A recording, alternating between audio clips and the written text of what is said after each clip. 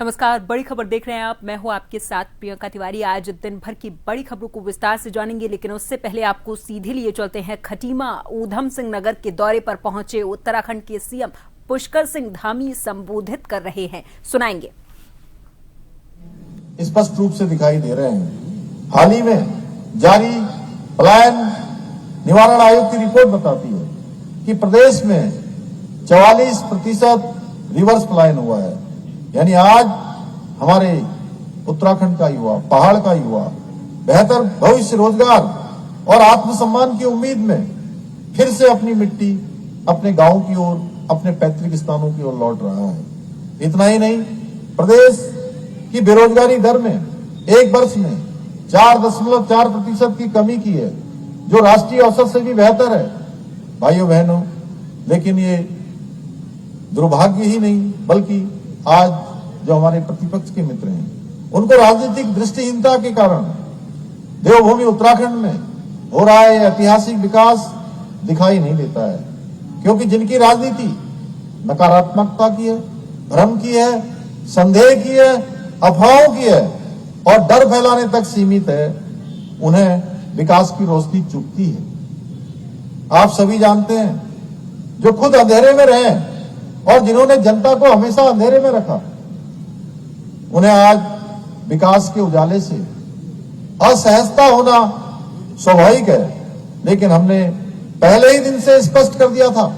मैं आज के अवसर पर यह भी बताना चाहता हूं, जहां मेरे भविष्य के कर्णधार आज यहां इतनी बड़ी संख्या में आए हों, हमने पहले ही दिन स्पष्ट कर दिया था कि देवभूमि उत्तराखंड की संस्कृति, अस्मिता और कानून व्यवस्था से कोई समझौता नहीं होगा।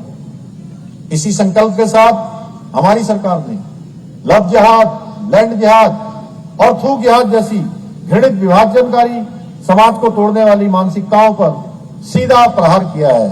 क्योंकि यहां अब तुष्टीकरण नहीं, न्याय चलता है।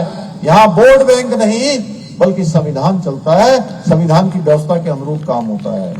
भाइयों बहनों, हमारी सरकार ने दंगा रोधी कानून बनाकर, सख्त धर्मांतरण रोधी कानून बनाकर कानूनों को केवल कागजों तक सीमित नहीं रखा है, बल्कि जमीन पर सख्ती से लागू करके भी उसको दिखाया है। और लैंड जिहाद के तहत अभी तक पूरे प्रदेश के अंदर अनेक सरकारी जमीनों पर जो अतिक्रमण था, उस अतिक्रमण को लगातार खाली करवाते हुए, लगातार अतिक्रमण को हटाते हुए 11,000 एकड़ से अधिक जमीन अभी तक इन लैंड जिहादियों के पंजे से मुक्त करवाने का काम किया है। इतना ही नहीं, 250 से अवैध रूप से चलने वाले मदरसों को सील करने के साथ ही 500 से अधिक अवैध संरचनाओं को बुलडोजर चलाकर यह संदेश दिया है कि देवभूमि की एक एक इंच भूमि पर अवैध कब्जा किसी भी कीमत पर बर्दाश्त नहीं किया जाएगा। भाइयों बहनों, ऑपरेशन कालनेमी के माध्यम से हमने सनातन धर्म को बदनाम करने वाले ढोंगियों और पाखंडियों पर भी कार्रवाई की है, क्योंकि आस्था की आड़ में ठगी करने वालों के लिए देवभूमि में कोई स्थान नहीं है, कोई जगह नहीं है। हमने समान नागरिक संहिता लागू करके प्रदेश में समरसता, समान अधिकार और सामाजिक न्याय की मजबूत नींव रखी है। ये सिर्फ कानून नहीं है, बल्कि नए उत्तराखंड का संकल्प है, जहां सबके लिए एक समान कानून है। ये समरस उत्तराखंड का संकल्प है। ये सबके साथ एक समान व्यवहार हो, इसका संकल्प है। भाइयों बहनों, हमने युवाओं के भविष्य को ध्यान में रखते हुए सख्त नकल विरोधी कानून लागू करके नकल माफिया की कमर तोड़ने का भी पहल की है।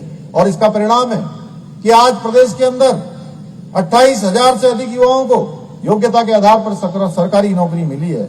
मैंने स्पष्ट कहा है, युवाओं के हक पर किसी भी माफिया का सहारा नहीं पड़ने दिया जाएगा। अब प्रदेश में पर्ची नहीं, परिश्रम चलता है, सिफारिश नहीं, बल्कि सिस्टम चलती है, व्यवस्था के तहत काम होते हैं। हमने भ्रष्टाचार के खिलाफ जीरो टॉलरेंस की नीति अपनाकर पिछले 3 वर्षों में 200 से भी अधिक भ्रष्टाचारियों को जेल की सलाखों के पीछे पहुंचाया है। भाइयों बहनों, जो लोग वर्षों तक केवल घोषणाएं और बहानों की राजनीति करते रहे, वे आज देवभूमि में हो रहे वास्तविक काम और जमीनी उपलब्धियों से घबराए हुए हैं। लेकिन मैं इस मंच के माध्यम से पूरे विश्वास के साथ कहना चाहता हूं कि ये देवभूमि उत्तराखंड है। यहाँ विकास भी होगा, यहाँ की परंपराएं भी सुरक्षित रहेंगी, यहाँ की डेमोग्राफी भी खराब नहीं होगी, यहाँ के धार्मिक मूल्य, यहाँ के सांस्कृतिक मूल्य भी सुरक्षित रहेंगे और जो ताकतें राष्ट्र, संस्कृति और समाज के खिलाफ खड़ी होंगी उन्हें जवाब भी अवश्य दिया जाएगा, उन्हें जवाब भी अवश्य मिलेगा। भाइयों बहनों, हमारी सरकार देवभूमि उत्तराखंड को देश का श्रेष्ठ राज्य बनाने के अपने विकल्प रहित संकल्प को पूरा करने के लिए निरंतर प्रयास कर रही है और मुझे विश्वास है कि खटीमा के मेरे परिवारजनों का स्नेह, विश्वास और उनका सहयोग और उनका समर्थन हमेशा हमें इसी प्रकार मिलता रहेगा। इसी विश्वास के साथ पुनः आप सभी छात्र छात्राओं की इस पहल के लिए आप सभी को हार्दिक बधाई देते हुए, छात्र संघ को विशेष रूप से बधाई देते हुए मैं अपनी वाणी को विराम देता हूं। बहुत बहुत धन्यवाद। चेक, एक बार जोरदार तालियां हो जाए please. Thank you so much sir, आपका बहुत